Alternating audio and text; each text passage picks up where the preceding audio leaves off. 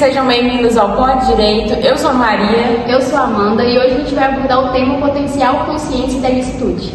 E para tratar desse tema e aprofundarmos um pouco mais o nosso conhecimento, trouxemos aqui hoje alguns advogados especialistas na área que vão poder responder melhor as nossas perguntas.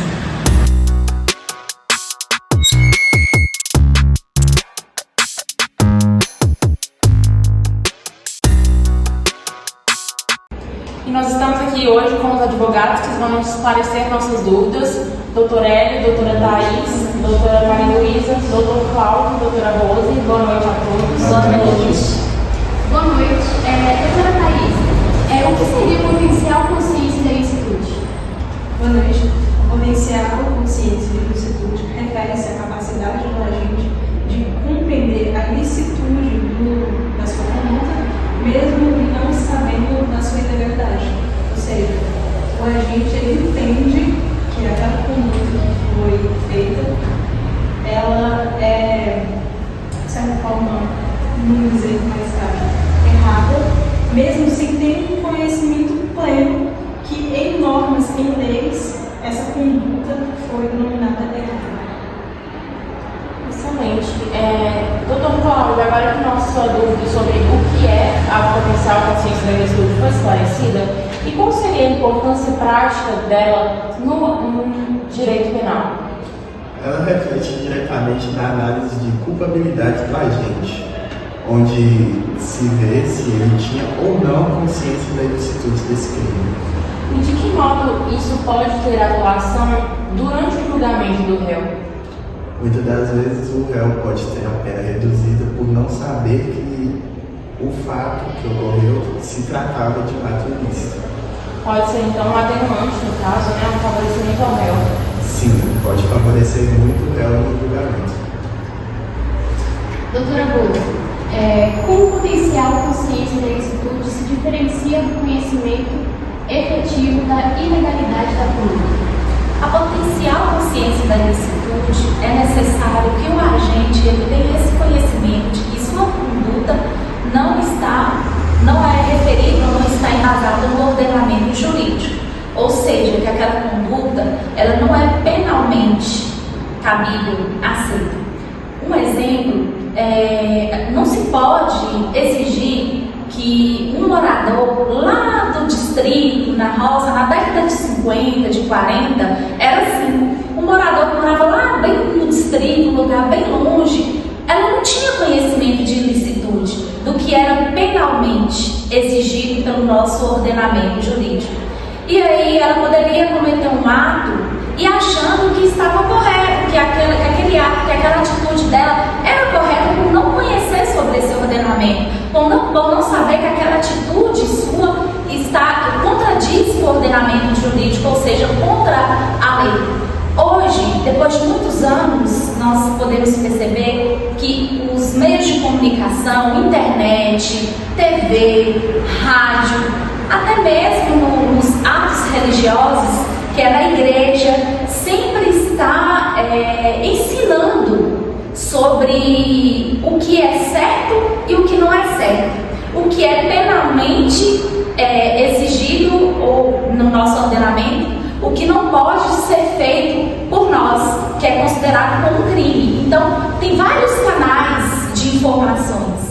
E aí, como a igreja ensina cotidianamente hoje, nos nossos tempos, que matar é errado, que roubar é errado, não é assim? Que praticar lesão corporal é errado. A gente vê também em jornais, em revistas, a internet é um meio de comunicação que chega muito mais rápido por qualquer outro meio, internet. Então, assim, não se pode hoje dizer que nós, seres humanos, estamos inertes ou que estamos escondidos dessas informações. Todos nós hoje sabemos o que é penalmente exigido pelo nosso ordenamento jurídico, o que é cabível de nossa parte e o que não é cabível, de forma assim, o que é exigido que façamos e o que nós não podemos fazer.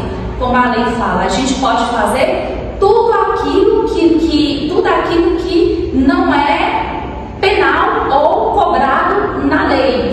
Então a lei fala assim, você não pode agir dessa forma, isso é crime, isso não não podemos cometer aquele ato. Mas tudo aquilo que o ordenamento, tudo aquilo que a lei não exige, é lícito a gente fazer. Tudo aquilo que diz que não é penal, a gente pode fazer. A gente tem total liberdade de viver, né? de pensar, de falar, mas aquilo que a lei fala assim, não é dessa forma, vocês precisam estarem atentos a esta conduta, que ela é reconhecida como crime. E aí a gente já tem que parar um pouquinho, pensar antes de agir. Excelente esclarecimento. Acho que agora a gente já consegue ter uma visão tanto do que é o potencial consciência da ilicitude, quanto a importância e a aplicação prática. Agora, doutora Maria Luísa, quais são os critérios utilizados para avaliar a potencial consciência da ilicitude de um agente em um caso penal?